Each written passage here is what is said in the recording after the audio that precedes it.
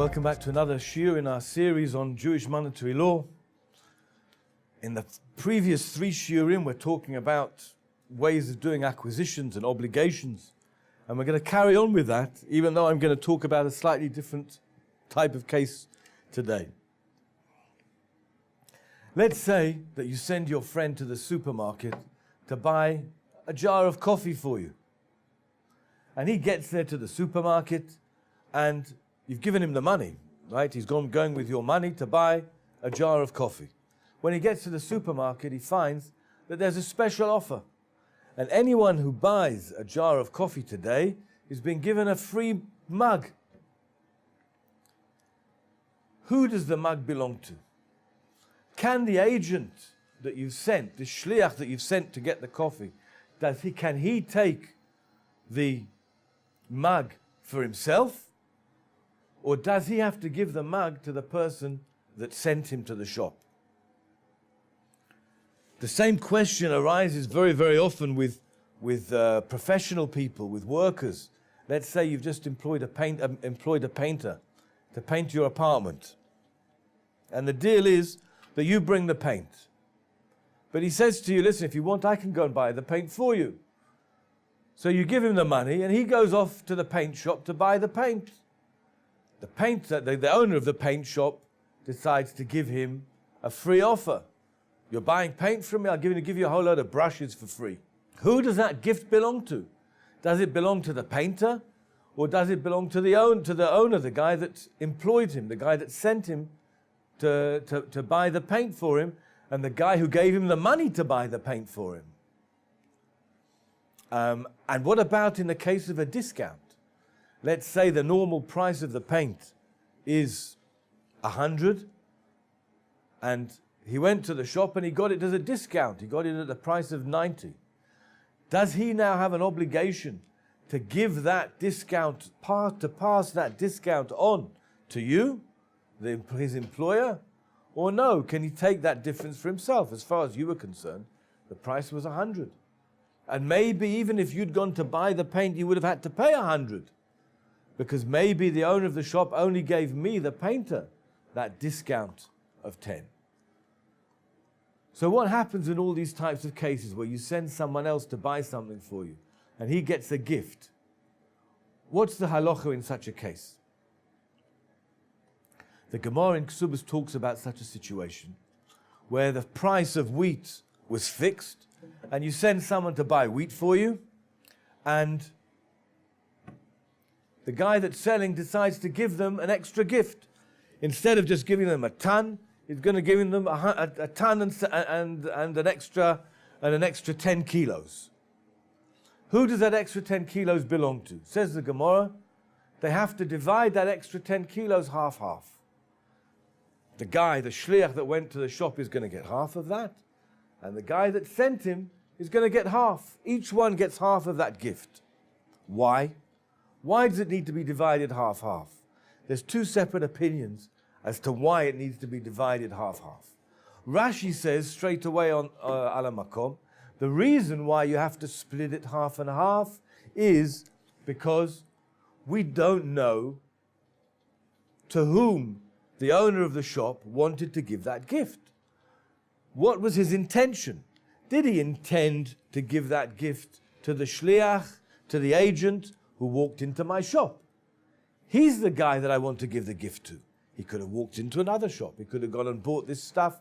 He could have bought the coffee or the paint somewhere else. He came to my shop. I want to give him a gift for that. And it's him that I'm giving the gift to. That's one side. On the other hand, you could say, no. Who's he interested in giving a gift to? He's interested in giving a gift to the guy who's got the money, not the worker. The guy who's got the money is the person who he wants to give a gift to, so that next time that he's going to be buying something, he's going to come to me. And he's going to send people, he's going to send his shliach, whoever he is, to me, right? Baal HaMe'ah, Baal HaDe'ah, the guy with the money, he's the important person.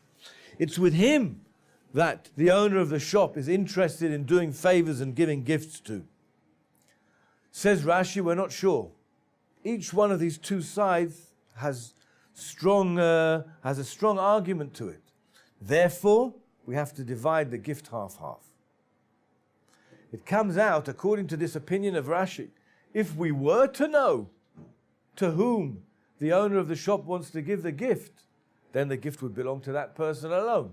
If the owner of the shop were to tell us, I'm just giving the gift to the painter comes and buys paint from me once a week, I don't care about the owner of the shop, the employer. It's him that I want to give the gift to. So in such a case, according to Rashi, the whole gift would go to the painter. But in a case where we don't know, it's to be divided. That's what Rashi says. The Rif has a different approach. The Rif says, really, we have no doubt at all that the intention of the owner of the shop is to give the gift to the agent, to the shliach, the guy that walked into my shop, the guy that came here and wanted to buy and bought from me rather than going to buy from someone else. There's no doubt at all that we want to give the intention of the owner of the shop is to give the gift to him. So why does the Gemara say that we have to divide it half and half between the two, him and the guy that sent him? Says the Rif, that seeing as the only reason why he got this gift was because of the guy with the money, was because of the guy that sent him to buy that paint, so it's only right, it's only moral on his behalf that he should divide that money with him. That he should divide that money with the guy because he only got this gift because of his agency, because of the fact that he was given money by this guy and sent to buy. And therefore it's only right, it's only fitting that the money should be divided between the two of them. That's the Rif's opinion, and from the Rif, we see a very, very important principle. In fact, the halacha, there are more paskins the halacha like Rashi, that if we know to whom the owner of the shop wanted to give the gift, then he's the one that gets the gift. But nevertheless, the svar of the Rif is a very, very strong and important approach to such a question. And I want to tell you of a case that happened where this logic of the Rif would be used, may be used. There was a case of a businessman that one of the things he does is he arranges groups of investors. There was a particular company that needed an injection of a few million, and they needed cheap money. They needed it with a good rate.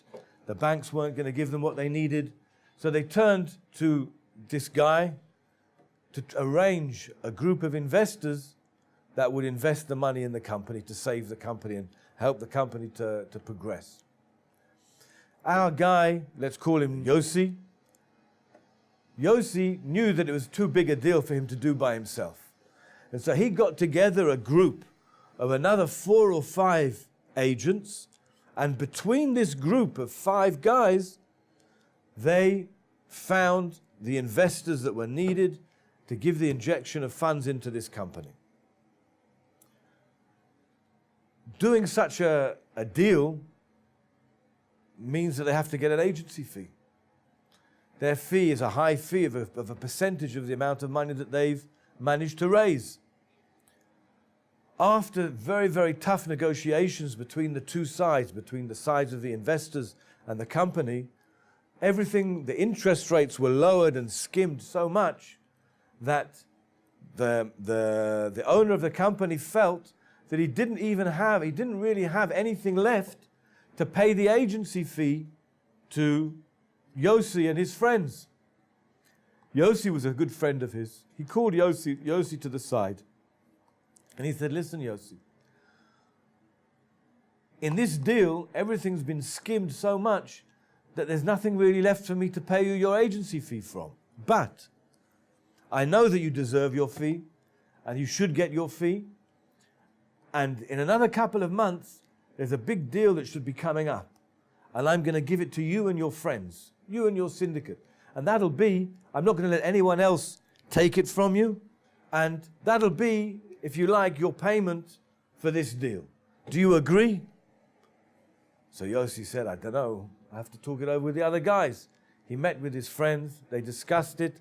And they all decided, yeah, we're going to take the deal. We're going to agree. We're not going to take our agency fee for this deal. And we're going to get that deal, which is going to be worth much more. We're going to get that deal in another couple of months. Everyone agreed. Everything was finished and everyone parted ways. A few days later, the owner of the company came to Yossi and he said, listen, Yossi, you know, I feel really bad about that you guys didn't get your agency fee. I want to give you a sum of money. And he gave him a very respectable sum of money in cash. Take this for you. And Yossi suddenly started thinking to himself, said, hang on, is this a payment to me because he's a friend of mine? Or do I have an obligation to give it, split it with the other guys as well? So he asked him, he said, are you giving this money to me or is it for all of us? He said, the owner of the company said, Yossi, I'm giving this money to you. You do whatever you like, but I don't want anyone coming and knocking on my door afterwards saying that they deserve an agency fee. So Yossi came to ask, what am I supposed to do? Do I have to divide this money with them, or can I keep it for myself? The answer is based on the Rif here. What does the Rif say? That where the agent only benefited, he only got this gift because of the money of the people that sent him, because of the agency that he was sent on, even though it's clear in the case of the Rif that the gift is being given just to the agent. Nevertheless, since you, the agent, have only got this gift because of the person that sent you, it's only right that you divide the money with them. So here too, the only reason why you, Yossi, have got this money is because of the syndicate, is because of the other 4 guys that work together with you. And therefore, you have an obligation to split the money that you were given now with all of them, because you would never have got it without them.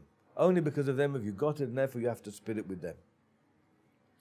If I can just add on another little nofech to this story, the next halacha after this halacha here about dividing up this gift speaks about a case where you sent an agent to collect a debt for you. You sent an agent to collect a debt, and the person who paid over the debt made a mistake. He owes you $1,000, and in counting out the notes, he made a mistake and gave you 1,100. The agent now checks the money when he gets home, and he sees that there's an extra $100 bill there. Okay? Let's take a scenario where the guy that paid the debt is now dead, gone abroad. He doesn't exist anymore. The question that we have to deal with is, what does this agent do with the extra $100 that he's found in his hands now? There's no one to return it to, okay? That's the case. There's no one to return it to. Says the halacha, the Shulchan Aruch, that it has to be divided between him and the guy that sent him to collect the debt, right? Just like in the previous case, where you have to divide anything that was extra for everything was extra that was given and found. Makes perfect sense. Then the Shulchan Aruch carries on, but what's going to happen if our agent didn't count the money and gave it over to the owner of the debt, the creditor? He gave all the money over to him, and he's the one that counted the dollars and found out that there was an extra $100 bill there. Says the Shulchan Aruch, in such a case, he does not have to split the money with the agent. He can keep that extra $100 for himself. Why? What's happened? Why is this any different to what happened before? The difference is, says the Shulchan Aruch, that he just found the money, and the agent didn't even know that it existed. This extra $100 is not a gift. It's not like in the previous case where a gift was given by the owner of the shop. This is a find. This is a find that you've just found. If the agent had found it, so he has to split it with the guy that sent him for the agency, just like in the previous cases. But if the owner finds it, he doesn't have to split it with the agent. Why not? Even though all this money was in the hands of the agent, he never acquired that extra $100 bill. Why? For the same reason that in our previous case, the lady never acquired the pearl necklace that was inside the fish that she bought, because he never dreamed that it was going to be there. Even though he took this whole bunch of notes in his hand. He had them in his hand, and there was an extra $100 bill there, but he didn't know about it. He never acquired it, and that's why if he gives it over to the guy that sent him to collect the debt, without counting it, and he finds that extra $100 bill, he doesn't have to share it with him because he's the one that found it. And the shliach, the agent, never acquired his share of that dollar bill by himself. That's a halacha that's written in the Shulchan Aruch. From here, as another proof of that principle that we mentioned in the previous year, that you cannot acquire something that you don't know is there and you would never have dreamed was there. Even if you take in your hand a bunch of $100 bills and you don't know that there's an extra one there and you give it over to someone else, you didn't acquire that $100 bill that was there. Another proof of this principle, which is a clear mefurish halacha in the Shulchan Aruch, written in the name of the Ramah, that your property can acquire things for you, but it cannot acquire for you things that you would never dreamed and would never have thought would be there. Another thing that would come out of this, if you walk into a taxi and you find stuck in the back seat of the taxi a $100 bill, it doesn't belong to the owner of the taxi. It's something that fell from someone that was in the car, and they probably given up hope of ever getting it back. Your responsibility is not to give it back to the owner of the taxi. His taxi didn't acquire it on his behalf because he never knew and never dreamed it was there. It's something that fell from one of his passengers, right? That's another halacha that would come out of this. Thank you very much.